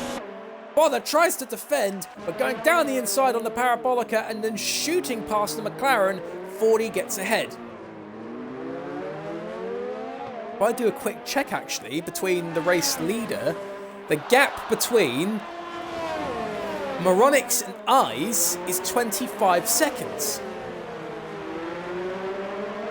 So it's... Oh, Lee said enough. Oh, Jace Lee's gone off! Could there have been contact between Camo and Jace Lee? I think there might have... Yeah, Jace Lee's left the session. Jace Lee hasn't even retired. He's left his AI out on the track. Because I saw on the aftermath of that, all I saw was Jess Lee was off the track and Camo was going very slowly as if he was trying to let him back through. I think there was a big incident there, yeah. And Camo was basically just like, my bad, I'll let you back through. And Jace Lee probably just, you know, he wasn't happy. Because he did leave just very quick after that crash. I think he might have lagged out, maybe not. But right now, he can still get back in his car. But he's left it out on track. He's lagged out. Because he's just popped back online on my one. Okay, so Jace Lee did actually lag out. That probably might be why the collision happened, because he was lagging. Potentially, but he's not having a very good race at the moment. In a race that he should, as I said, he's closest to Moronics, and Moronics has pitted, as has Easton. Oh, yeah. Easton and Moronics have gone in. Could this work for Rhombus? Rhombus can now try and stretch those tyres out. It's a Mercedes 1-2 provisionally at this current moment. Moronics is now back out on track, and the gap between him and the car in front is 4.6 seconds. Eyes actually gets out ahead of Easton, although Eyes looks like he didn't leave room on the pit lane exit, because obviously the cars exiting the pits cannot leave that lane or they will receive a penalty for dangerous driving after leaving the pits. So Eyes and Easton have penalties, so they have that 3-second penalty hindering them for the end of the race. Meanwhile, DPS Racing actually has gone past Jace Lee. Yeah, he's gone past Jace Lee's AI. No, there's actually contact! Because DPS Racing's got a damaged wing.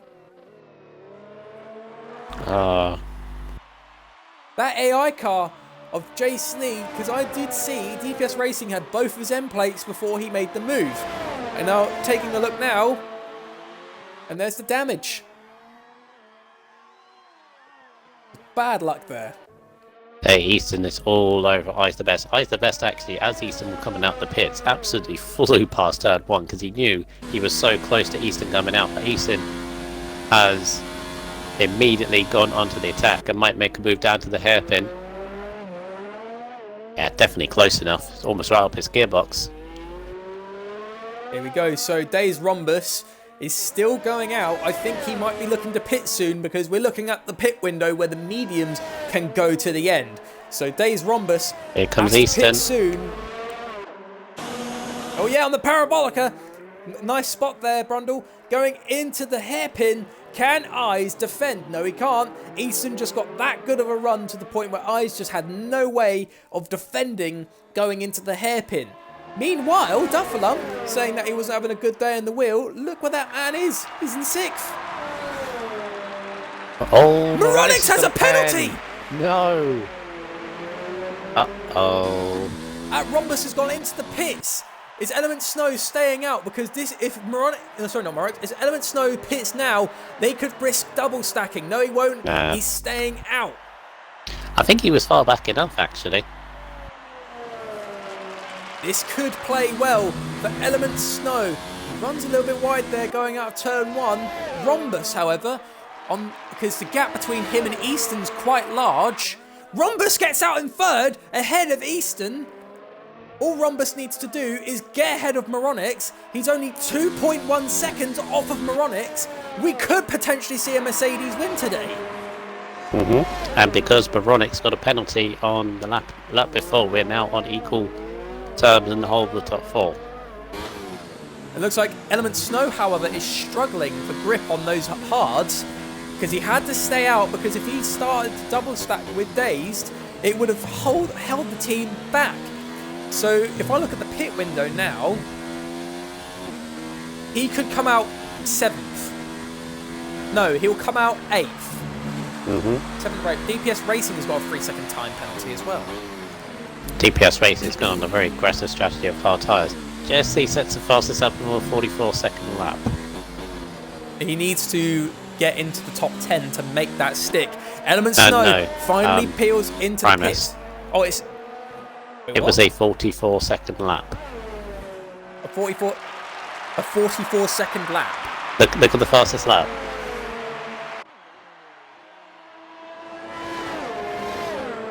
I thought my eyes weren't deceiving me. Look at the fastest lap thing on the 44 seconds? Yeah, because he joined in, I think, and the game's thought. Meanwhile, Rhombus on the back of Moronix. He is! Here comes the battle between Mercedes and Haas, which could be the turning point for the entire thing. Dazed Rhombus gets ahead of Moronix in the hairpin. Moronix could attack back. Rhombus takes the lead of the German Grand Prix. This is perfect for Mercedes. He's on the softer compound tyre, so he could open the gap between him and Moronix. All Moronix, I think, can hope for is trying to stick with Rhombus and hope that Rhombus gets a penalty, another penalty himself, and then he could be in the driving seat, or just wait until the very end of the race. Element has a chance of getting a podium because Eyes, Easton and Moronix have penalties. If Element can catch up to the pack, he could be looking at his first first podium with his teammate. It'll be the first time we'd see Mercedes on the top steps, like the pair of them, because I know we've had Element on the podium, together. I think we've not seen Mercedes, however, because everyone, in real life, Mercedes are dominant. But this will be the first time we've seen in RSF1 where Mercedes could potentially take the top step together. Moronix is actually losing time incredibly to Rhombus. Here comes the back markers of DPS Racing and Old Mancy. So they will both have to let the race leader pass. This could work out for Moronix as well, because if Dazed Rhombus gets held up by the back markers, it'll allow Moronix to slowly catch up again. Yeah, and Manzi and Racing are in a quite close battle for 15th, but they still need to let the leaders go through. So, a little bit of pressure from Rhombus, a little bit of a tense here. Doesn't need to really force the issue though. He's in the perfect scenario right now. I think the guys in front though will not hinder the race leader. I don't even think they notice what's going on behind them. Oh, DPS Racing crashes! DPS Racing is out of the session! Is that going to bring a safety car? People? That should. Bennett crashed there yesterday in the Mercedes in F4 and it didn't in bring that it out. area, and it didn't bring a safety car. So that has done a bad day in the office for the McLaren team, as DPS Racing has gone out of the session. Old Mancy, the back marker ahead of Dazed Rhombus, pulls over and lets Rhombus go by. Now Rhombus can get that airflow going. Meanwhile, I think Moronix had to avoid that car of DPS Racing, which lost him a little bit of time. He's now going to get stuck behind Mancy for the moment, but I think Mancy will notice and instantly peel away, because I've noticed Mancy, leaving good enough respect there to let the front runners go. But right now, It looks like Mansi cannot let Moronix go by just yet because Moronix needs to catch up. Perfect situation for Romnus. He's done all the hard work in the first stint, keeping Moronix's race rival at arm's length on the harder tyres. He's now reaping the benefits because he's now on the mediums. This should be a comfortable end to the race for him. The only problem he may have is the last couple of laps when his mediums start to fall away and Moronix's hard tyres are still in their element. But at the moment, Air gets ahead of Camo. Yeah, at the moment though, Rhombus nearly 3 seconds ahead, so comfortable at the moment. That's fine. Ace Air and Camo are having a good battle. Battle for 13th and 12th. Duffalump gets a 3-second time penalty.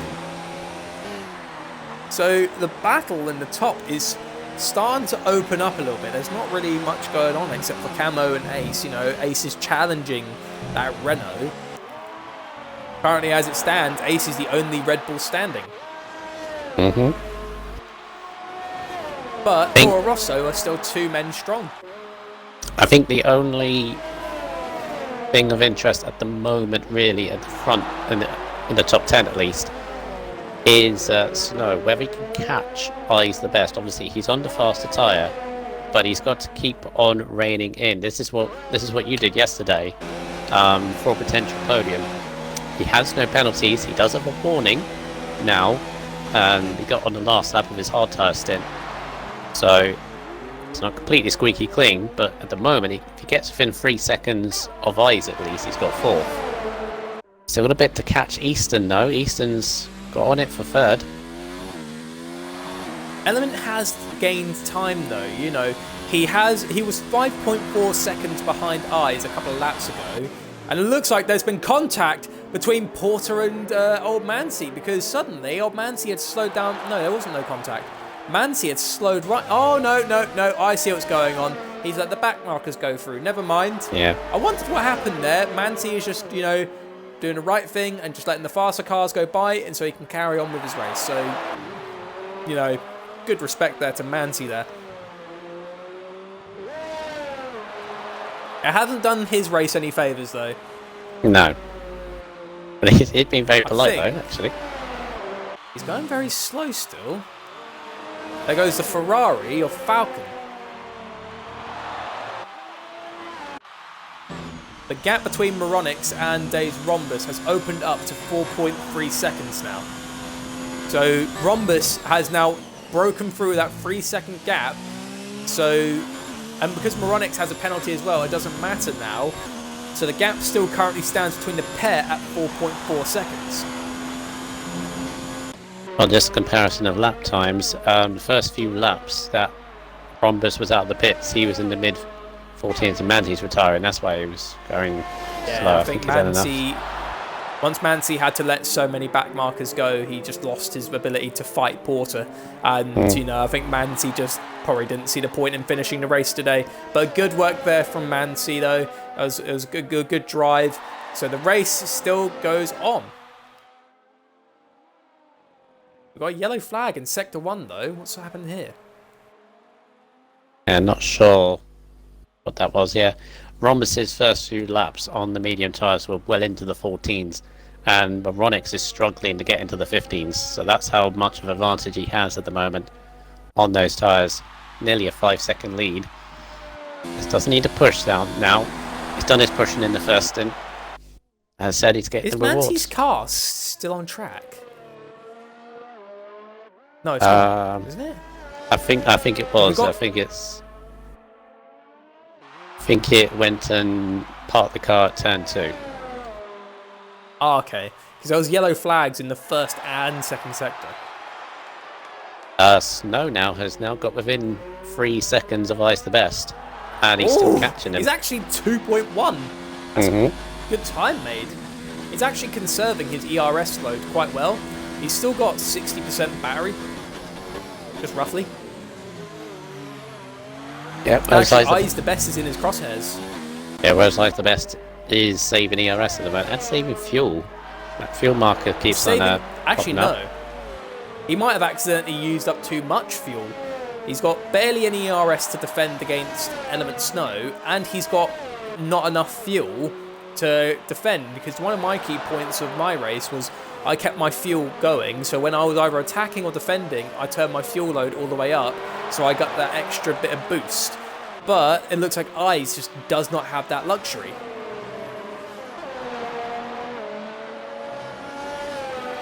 So this is getting really, really good, Brundle, because Camo is gaining on Jace Lee. Porter has gotten another 3-second time penalty. Jace Lee goes very slow into the hairpin there. Camo just cut down all of that time. Jace Lee still has that damage, I think. I don't think the big crew... I don't think the big crew repaired his car. I think he lagged out as the... Or maybe he got more damage with that incident with Camo. Maybe that's what it was. He's not got his front. He's not changed his tyres though, so I don't know if JC could go to the end on those mediums, because that's a sort of area where the hards would go to. There we go. Yeah, as I was saying it, JC is now going in. So I knew for a fact those mediums could not stay out any longer. Otherwise, we could be looking at him having a puncture. Yeah. Race 27 of 34. This has been a really good race so far, Brundle. Yeah, it was a manic beginning, obviously. Tailed off a little bit, because the only battle at the moment is obviously Snow catching Eyes for 4th place, even though he's already got it on penalties. Yeah, it's tailed off a little bit towards the end, but been like every race this week has been full of intrigue, some good moves, some good battles as well. I think 3-4 wide in the first lap was ridiculous. Yeah, especially into that little slight right-hander going after the hairpin. I think 2 is definitely very scary to do, but when you're doing 3 to 4, that's just extremely ambitious. Because there's no room for 4 cars, especially with how wide modern day F1 cars are. Especially, see, around this area, a 3 to 4 wide going into that's just way too tight.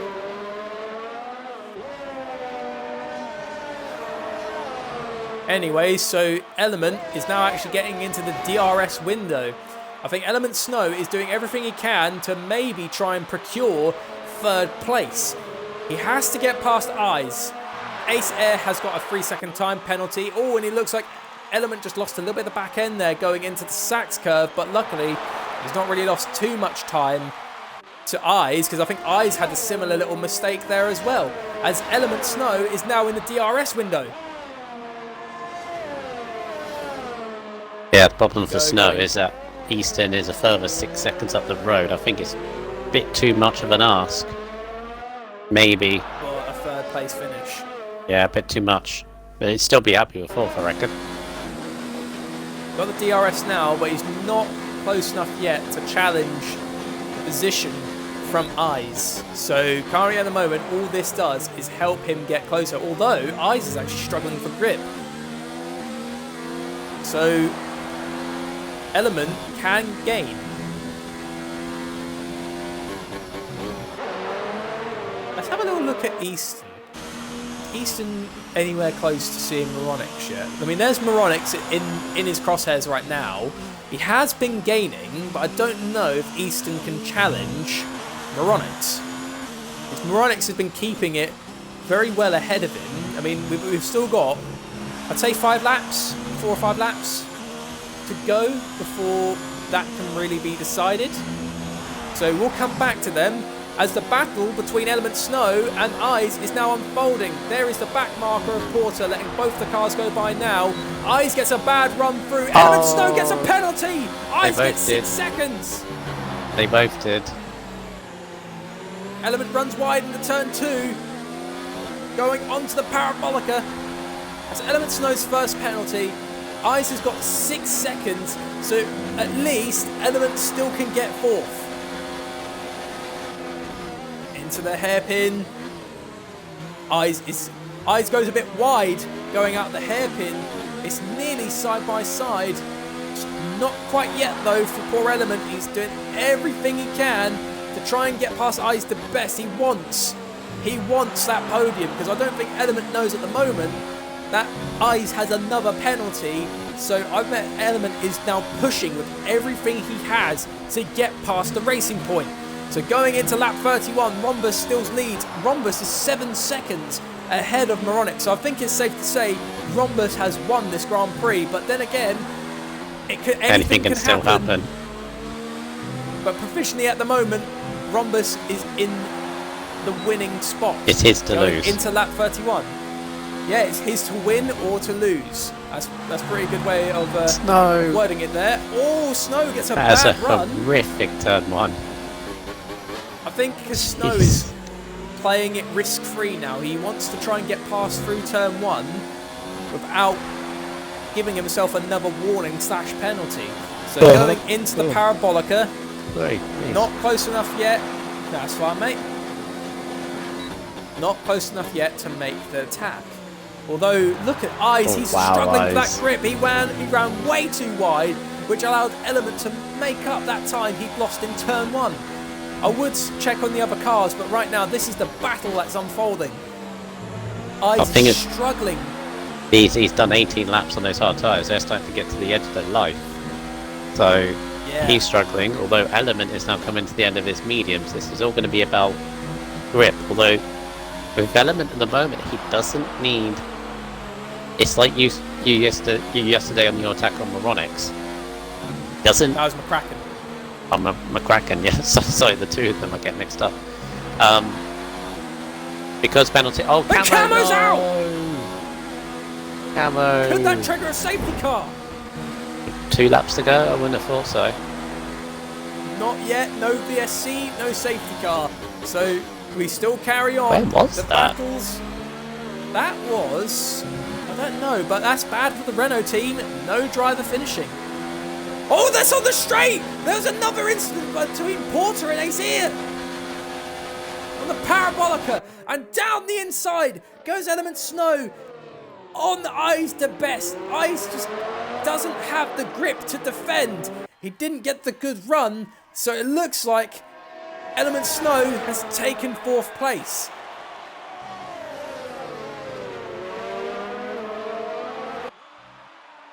So it's a very, very good day for Mercedes. Easton is gaining on Moronics. He's 2.6 seconds off of him.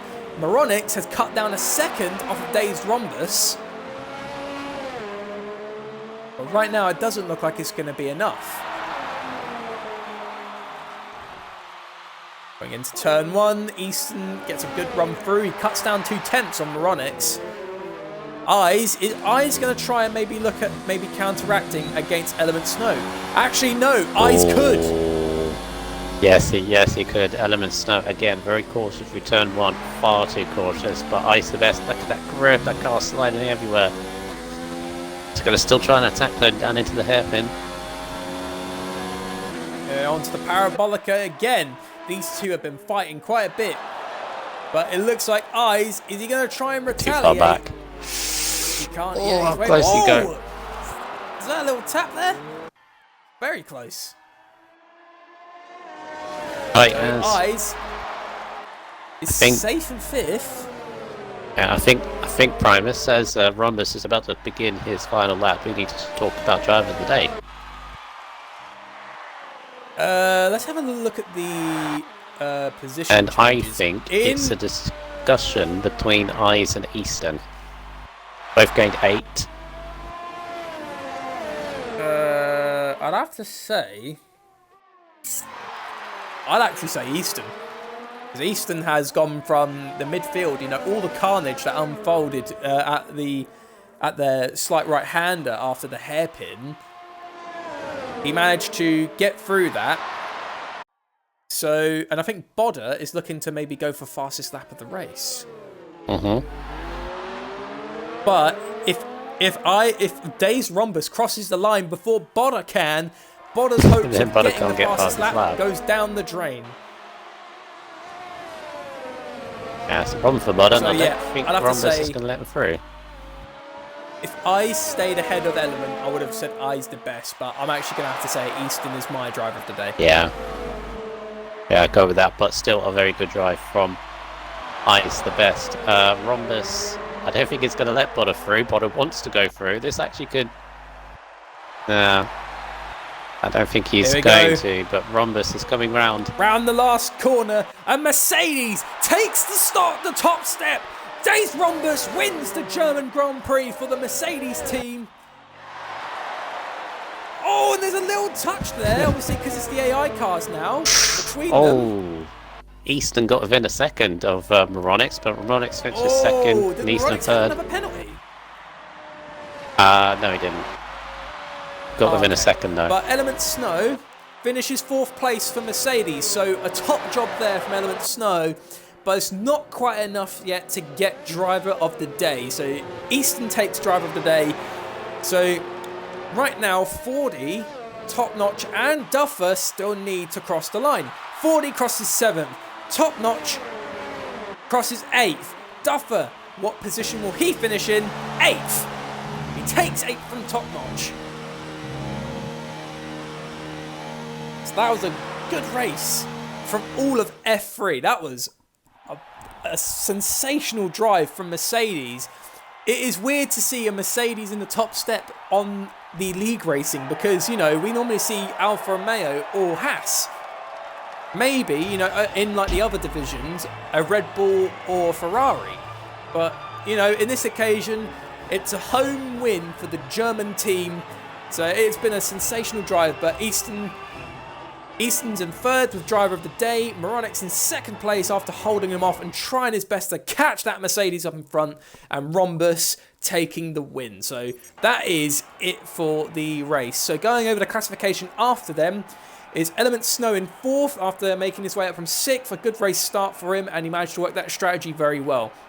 I's the best gets 5th after losing 4th place to Element Snow, and he would have lost it due to penalties. Falcon Legend 6th, followed by Fordy in 7th, so Ferrari managed to stay together, so it's a good finish for the Ferrari team. Dufferlump 8th on his wheel. He actually made up a load of positions, actually. Dufferlump went from 17th to 8th. So that's a good finish from Duffer, actually.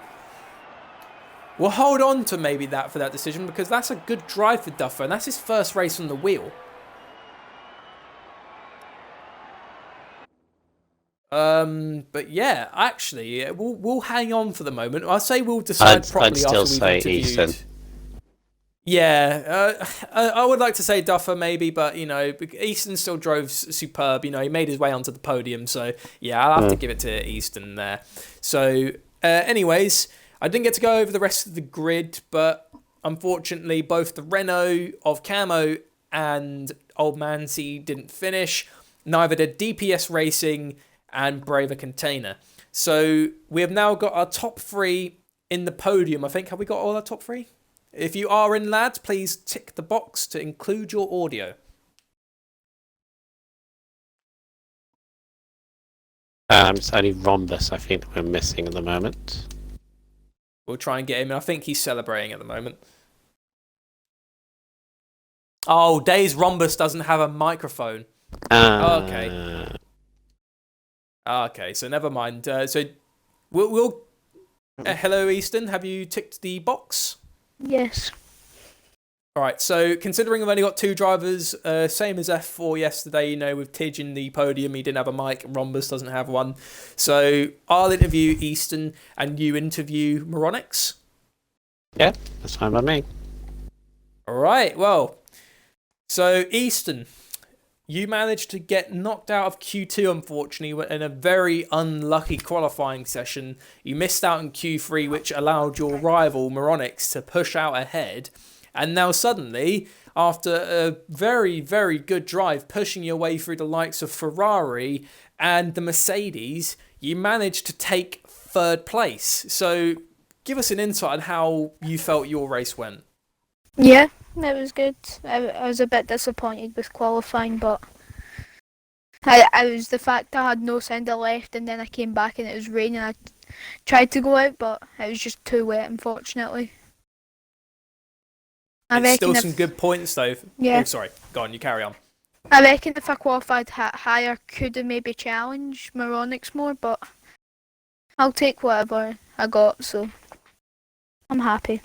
Joshua was looking strong. Your teammate, you and him had a really good start. Because do keep in mind, your teammate started dead last, and going into the opening laps, he was actually behind you when you was in 8th place and he was 9th.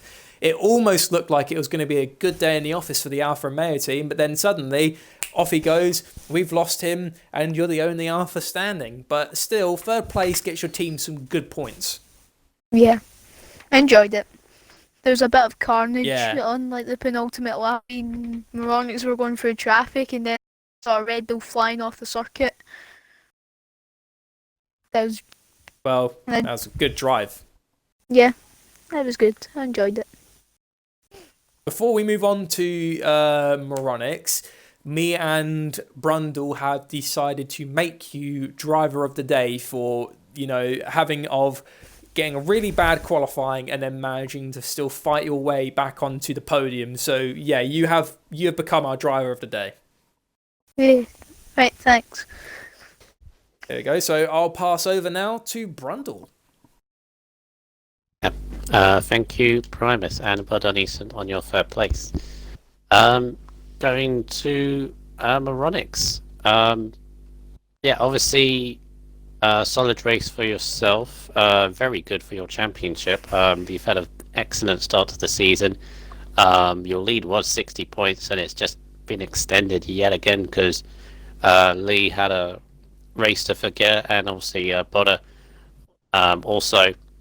So you've extended your championship lead today, but the win, because of the strategy that Rhombus had, started on the hard tyres, and you couldn't get away in the first stint.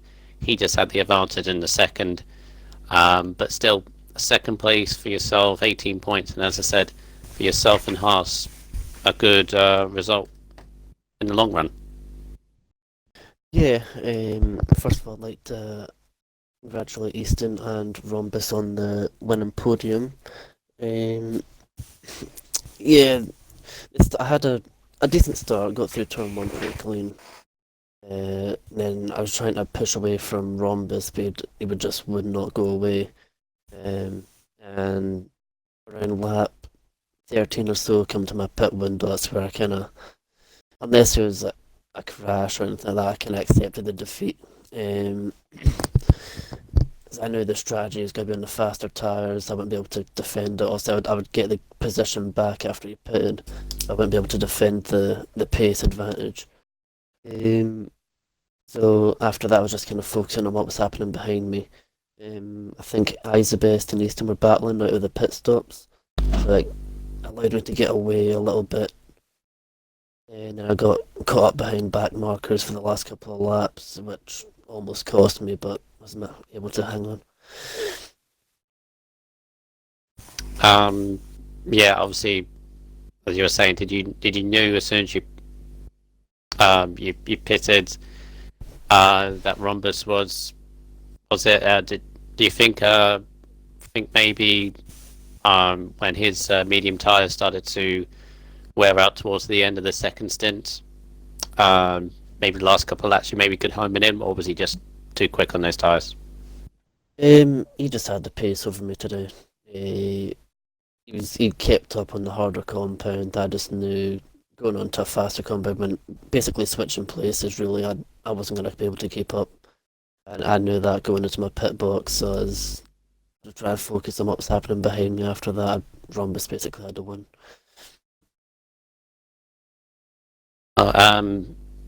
Obviously, all good on your race today. As I said, good points for yourself. Going into the next race, the Hungarian Grand Prix, is that a track that's going to favour yourself? Do you think you could take the victory back next week? Possibly. Hungary's more of a track about track position, so it's a hard track to overtake. It'll be tough to beat him in a qualifying session. I did it today, but it's hard to beat Easton in Rhombus in a qualifying session, so I don't know, we need to see.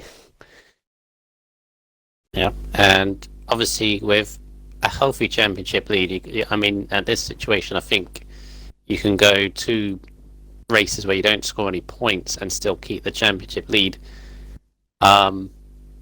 Surely you can't be thinking, because obviously anything can happen, but surely there's something maybe in your mind that you got a really good chance of winning this championship, or is it too early to say? I still think it's too early to say. There's still around 10 or so races to go.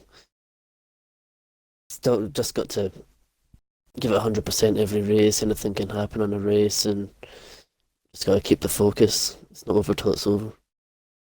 Of course, yeah. A lot can happen in 10 league races, we all know that, but obviously you've had a very good start to the first half of the season. Let's see what happens in the second. Yeah, well done on your second place. And yeah, even though Rhombus doesn't have a mic, he said he will get it sorted by next week, by the way. So if he is on the podium, we'll get his reaction, but I'm sure he is very happy as well. But there you go, Primus. I have one question remaining, and it is for Easton. I'm going to ask the same question that Brundle had asked Moronix. How do you feel going into the Hungarian Grand Prix? I do quite fancy my chances, one of my better tracks, so yeah, as Moronix did say, it's all about track position. I'll try and work out a strategy, and we'll just go off what I can get from practice. But I think it'll be quite close between all three, is me, Rhombus and Moronix. So I do quite fancy my chances.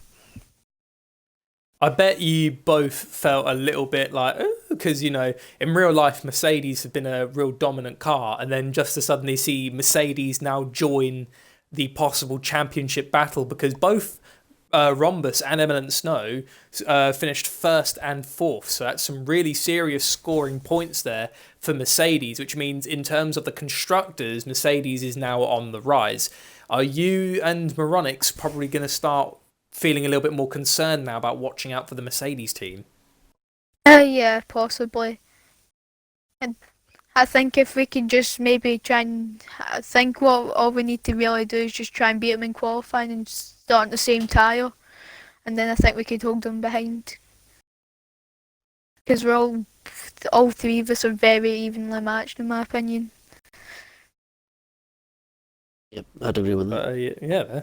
Yes, you both literally, you know, at that end point of the race, at first the gap between Moronix was and Rhombus was opening until before Moronix got to the back markers, that gap closed down slowly. So Moronix actually got to like 6.2 seconds from what I can recall before eventually it was just too late. And you managed to make up to a second. But ever since you stepped in, Easton, you've done nothing but give a good show in terms of fighting against Moronix. Because at first it looks like Moronix's real rival at the beginning of the season was Bodder.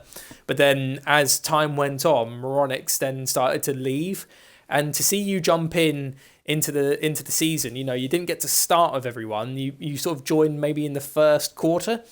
And now you're actually joining into the fight for the championship against Moronix. I know Moronix has got quite the commanding lead at the moment, but are you looking to try and maybe pressure him just a little bit more near the end? Yeah, hopefully. As I said to him myself, I'm just really trying to find my feet and try and maybe finish like where Bodder and that are currently. That's my main aim. I'm not too bothered if I can't catch him in the championship. I'm just looking to find my feet, really. Well, that's all I've really got to say for the moment, unless you got anything else you'd like to ask, Brundle? No, not at all. Not at all. As I said, all I'm thinking at this maybe current in time, I know it's stupidly early to even start thinking it, obviously. But I can already see the potential of both of these two potentially being in the higher tier next season, in tier 2, and obviously if I stay in there, I could potentially be racing these guys, and that'll be good. But we're talking way in the future, and obviously a long way to go. Future competition, maybe. Yeah, that's what I'm thinking at the moment. Right. But still a long way to go. So as of this moment, guys, this concludes round 11 of the RSF1 season. So it is a tremendous show given to F1 through to 4. That was really good battles we had, and please stay tuned for tomorrow evening for the third instalment of the RSF1 podcast at 8 p.m. Friday night. We always host a podcast every Friday, so we'll be basically discussing the midpoint between the end of a round and before the beginning of the new round. But anyways, thank you for joining us for amazing battles in Germany. I've been Primus Gaming, and joined with me was RSF1 Brundle. And before we wrap up, the final classification for today, Easton is in third place, followed by Moronics in second, and Rhombus in first in the Mercedes. And the driver of the day goes to Easton. So thank you for watching, guys, and we'll see you in the next race on Sunday.